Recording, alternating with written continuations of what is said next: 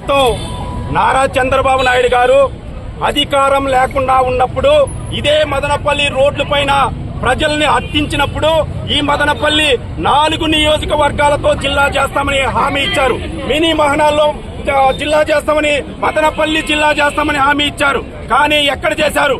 ఎప్పుడు గతంలో ఉన్నటువంటి వైఎస్ఆర్ కాంగ్రెస్ పార్టీ అన్నమయ్య జిల్లా కేంద్రంగా రాయచోటును ప్రకటించి అన్నమయ్య జిల్లా కొనసాగుతుంటే ఈ రోజు నారా చంద్రబాబు నాయుడు గారు చేసింది మదనపల్లికి అన్యాయమే.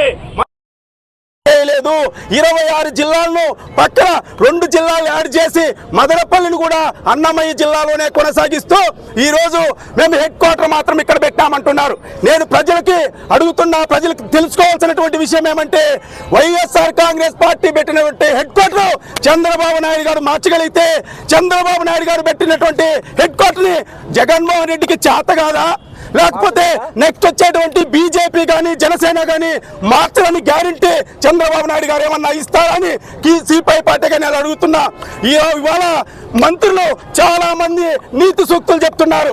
అన్నమైన అవమానించద్దు, అన్నమైన ఒక ప్రాంతానికి పెట్టద్దు అని మేము కూడా అడుగుతున్నాం. ఈ మంత్రివర్గాన్ని ఏపీ క్యాబినెట్ ని సీఎం అని కూడా అడుగుతున్నాం. మీకు అన్నమయ్య పైన చిత్తశుద్ధి ఉంటే అమరావతికి పెడతారా, తిరుపతికి పెడతారా, కడప జిల్లాకి పెడతారా? మీకు అంత శక్తి ఉందా అని కూడా మేము అడుగుతున్నాం. నిజంగా మీకు అన్నమయ్య పైన చిత్తశుద్ధి ఉంటే రాయచోటి, రాజంపేట, కోడూరును అవసరమైతే కడప జిల్లాలో ఒక నియోజకవర్గాన్ని తీసి అన్నమయ్య పాదాల దగ్గర జిల్లా కేంద్రాన్ని పెట్టండి. మదనపల్లికి ఇచ్చినటువంటి మాటలు నిలబెట్టుకోండి. అంతేగాని ఇంకో కాకమ్మ కథలు చెప్తే ఈనే పరిస్థితి లేదు. మదనపల్లిలో ఉద్యమం కొనసాగుతుంది.